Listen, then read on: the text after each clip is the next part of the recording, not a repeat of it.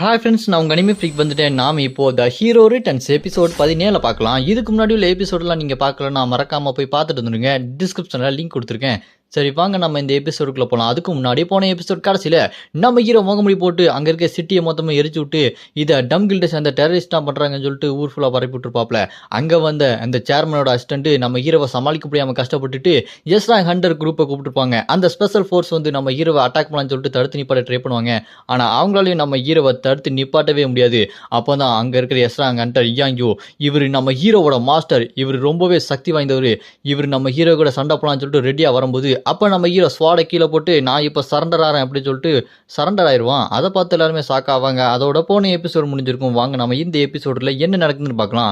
இந்த episode starting நம்ம hero surrender சொன்ன உடனே அங்கே இருக்க எல்லாருமே என்னடா சொல்லிட்டு இருக்கானுமே, சரண்டர் ஆக போகிறானா, இவ்வளோ பிரச்சனை ஆயிருக்கு, இவ்வளோ பேரை சண்டை போட்டு ஜெயிச்சிருக்கான், இப்போ என்னன்னா இந்த ஹண்டர் இயான்வு போனதுக்கப்புறம் இப்படி சரண்டர் ஆகணும்னு சொல்கிறான் அப்படின்னு சொல்லிட்டு சுற்றி இருக்க ஹண்டர்ஸ்லாம் பேசிகிட்டு இருக்கும்போது அங்கே இயான்வு நம்ம ஹீரோ பார்த்து ஏய் என்ன சொல்கிற, சண்டை போட மாட்டேன்னா சரண்டர்னா என்ன மீனிங் அப்படி சொல்லும்போது அதுக்கு நம்ம ஹீரோ கையில் இருக்க வாட்சை பார்த்துட்டு இதுக்கப்புறம் சண்டை போகிறதுல எந்த ஒரு அர்த்தமுமே இல்லை, ஏன்னா உண்மையான பேட்டில் இப்போ தான் ஆரம்பிக்க போகுது, நம்ம அந்த பேட்டில் தான் சண்டை போடணும் அப்படின்னு நம்ம ஹீரோ சொன்ன உடனே அங்கே எர்த்துக்குவிக்கு வந்துடும். பூமியெலாம் பயங்கரமாக அதிரும். அங்கே இருக்கவங்க எல்லாருமே என்னாச்சு எர்த்துக்குவிக்கு வந்துருச்சு அப்படின்னு சொல்லிட்டு அந்த சேர்மனோட அசிஸ்டன்ட் வானத்தை பார்க்கும்போது அங்கே க்ரீன் கலர் டஞ்சன் கேட்டு ஓப்பன் ஆகிட்டு இருக்கும். அதை பார்த்தவன் என்னது க்ரீன் கலர் டஞ்சன் கேட்டா இங்கே எப்படி வந்தது அப்படின்னு சொல்லிட்டு எல்லாருமே பார்த்துட்டு இருப்பானுங்க. அப்போ அந்த டஞ்சன் பிரேக் ஆகிட்டு இருக்கும். அதை பார்த்து அந்த மொட்டை தலையனும் ஏய் இது டஞ்சன் வரலடா, டஞ்சன் பிரேக் ஆகுது, இது டஞ்சன் பிரேக் அவுட் பிரேக் ஆக போகுது, எல்லாரும் ஜாக்கிரதையா இருங்கடா அப்படி சொல்லும்போது அதை பார்த்து அங்கே இருக்கவங்களாம் ஆமாண்டா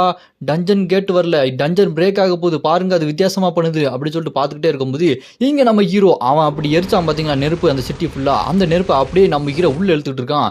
அந்த நெருப்பெல்லாம் அப்படி நம்ம ஹீரோ கைக்கிட்ட அப்படியே போயிட்டு இருக்கும். அதை பார்த்துட்டு அந்த சேர்மனோட அசிஸ்டன்ட் ஏய் இந்த பவர் எனக்கு தெரியும், இந்த நெருப்பு இழுக்கிற பவர் தானே, வேணும்னா இந்த பவர் யூஸ் பண்ணி எரிச்சுக்கலாம், வேணாங்கிற போது அந்த நெருப்பை உள்ளே இழுத்துக்கலாம், இந்த மாதிரி பவர் இவங்ககிட்ட எப்படி இருக்கும், இவன் எந்த மாதிரியான ஒரு அவைக்னர் அப்படின்னு சொல்லிட்டு நம்ம ஹீரோ பார்த்து சாக்காய் முழிச்சுட்டு இருப்பான். அப்போ நம்ம ஹீரோ அங்கே இருக்க நெருப்பு எல்லாத்தையுமே உறிஞ்சதுக்கப்புறம் நம்ம ஹீரோட அந்த ப்ளூ கலர் நெருப்பு அப்படி வெளியே வந்து சும்மா மரண மாசா இருப்பார். அப்போ நம்ம ஹீரோ அங்கே இருக்க எல்லாருமே பார்த்து நீங்கள் இப்போ என் கூட சண்டை போடக்கூடாது, என் கூட சேர்ந்து இப்போ நீங்கள் என் கூட சண்டை போடக்கூடாது, என் கூட சேர்ந்து தான் சண்டை போடணும் அப்படின்னு நம்ம ஹீரோ சொல்லிட்டே மாஸ்க்கை கழட்டிடுவான்.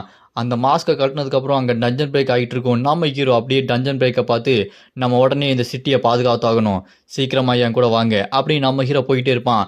அதை பார்த்த உடனே இங்கே ஏய் நீ தானே எனக்கு தெரியும்டா அப்படின்னு சொல்லிட்டு நம்ம ஹீரோவை பார்த்து கண்டுபிடிச்சிருவானுங்க. டேய் கிம்சு நீ தானே அப்படின்னு சொல்லிட்டு இந்த பக்கம் நம்ம ஹீரோ டஞ்சன் பிரேக் ஆகிட்டு இருக்கும். அங்கே நம்ம ஹீரோ முன்னாடி நின்று இருக்கும்போது அப்போ நம்ம ஹீரோ டஞ்சன் ஓப்பன் ஆகிறதுக்கும் பிரேக் ஆகிறதுக்கும் நிறையாவே வித்தியாசம் இருக்குது. டஞ்சன் பிரேக் ஆச்சு அப்படின்னா அதுக்கு உள்ளே போகிறதுக்கு எந்த ஒரு வாசனமே இருக்காது, இந்த மாதிரி தான் பிரகாசமாக வெளிச்சமாக வந்துட்டு இருக்கும்.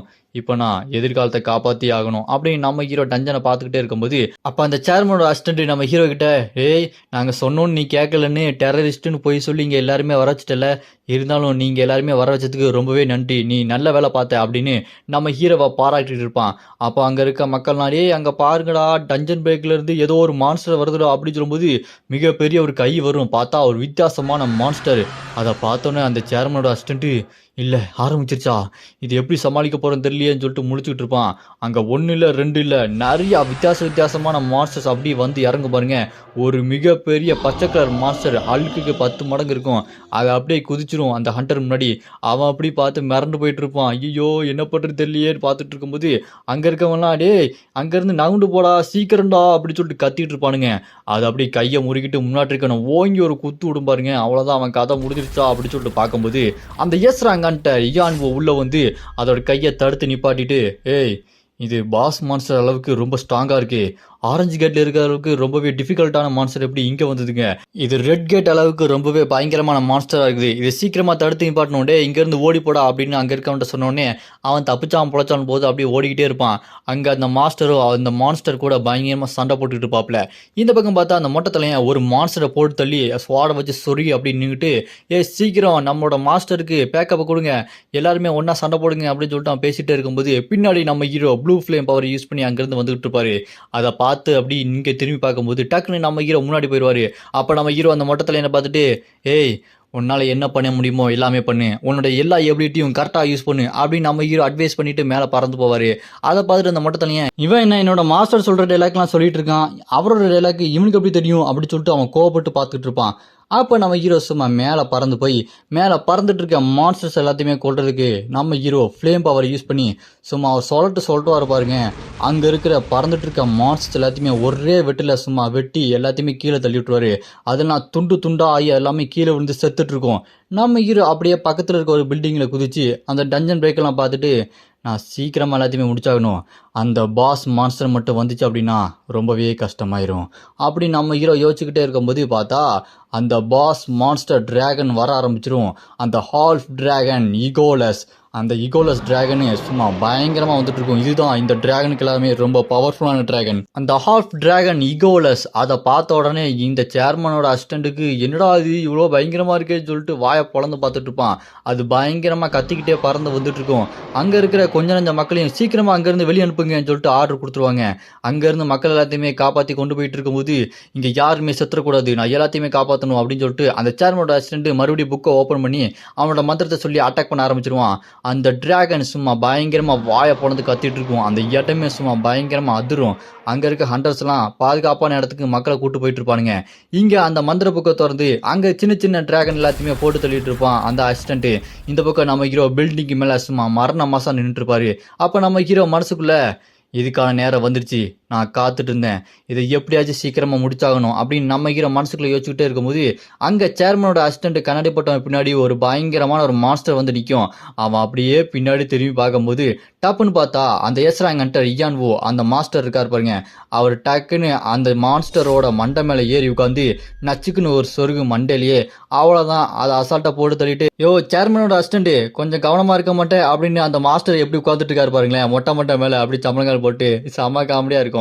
அப்படியே அவரை கண்ணாடியெல்லாம் கழட்டி போட்டு தம்பி இங்கே வந்தது ரொம்ப நல்லதாக போச்சு, இது எல்லாத்துக்குமே கிம்ஸுக்கு தான் நன்றி சொல்லணும், என்னோட ஹண்டர்ஸ் எல்லாம் மக்களை வெளியேற்றிட்டும் மான்ஸ்டர் கூட சண்டை போட்டுட்டு இருக்காங்க, கிம்ஸோக்கு நம்ம சப்போர்ட்டாக இருக்கணும் அப்படின்னு சொல்லும்போது அங்கே நம்ம ஹீரோ சும்மா ஜம்ப் பண்ணுவார் பாருங்க, சூப்பர் ஹீரோ லேண்டிங் மாதிரி. அப்போ நம்ம ஹீரோ கிட்ட அந்த இயான்வோ மாஸ்டர் ஏய் உன்னால் அந்த டிராகனை கண்ட்ரோல் பண்ண முடியுமா, நான் அவனை நம்பலாமா அப்படின்னு சொல்லும்போது அதுக்கு நம்ம ஹீரோ என்னால் முடியும், நான் அதை பார்த்துக்கிறேன் அப்படின்னு சொல்லும்போது குட் லக் பார்த்துக்கோ அப்படின்னு சொல்லிட்டு அந்த எஸ்ராங்கன்ட்ட சொல்லிடுவார். இங்கே நம்ம ஹீரோ ஃபீனிக்ஸ் பறவையோட உதவியோட அப்படி மேலே பறந்து போயிட்டு இருப்பான் பாருங்க. அப்படி பறந்து போனதுக்கப்புறம் பில்டிங் மேலே ஏறி சடசடன்னு வேகமாக ஓடி போவான். அது அதோட வாழை வச்சு அட்டாக் பண்ணும் பில்டிங்கில். நம்ம ஹீரோ அதை டாச் பண்ணிட்டு அதுக்கு மேலே பறந்து போய் சும்மா தலைகீழ பறந்து வந்து அதை அட்டாக் பண்ணலான்னு சொல்லிட்டு பார்த்துட்டு இருப்பான். அது அப்படி நம்ம ஹீரோவை மேலே பார்த்துருவோம். அங்கே நம்ம ஹீரோ பார்த்த உடனே அதுவும் அட்டாக் பண்ண ட்ரை பண்ணும்.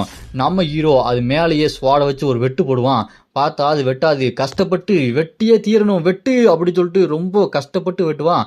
அதில் ஒரு சின்ன கீரல் ஆயிரும். அப்படி கீரல் போட்டுக்கிட்டே வந்துட்டு இருப்பான். ஃபீனிக்ஸ் அப்படி சொல்லிட்டு கூப்பிட்ட உடனே அந்த ஃபீனிக்ஸ் பறவை அப்படியே நம்ம ஹீரோ கீழே விழும்போது காப்பாற்றிட்டு வந்துடும்.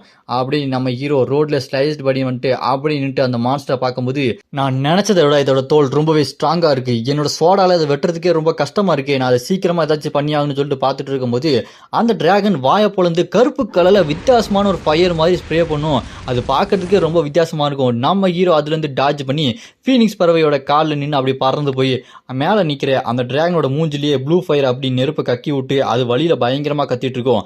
அப்படியே நம்ம ஹீரோ இந்த பக்கம் வரும்போது அதோட வாழை வச்சு நம்ம ஹீரோவை ஒரு அடி அடிக்கும் பாருங்க.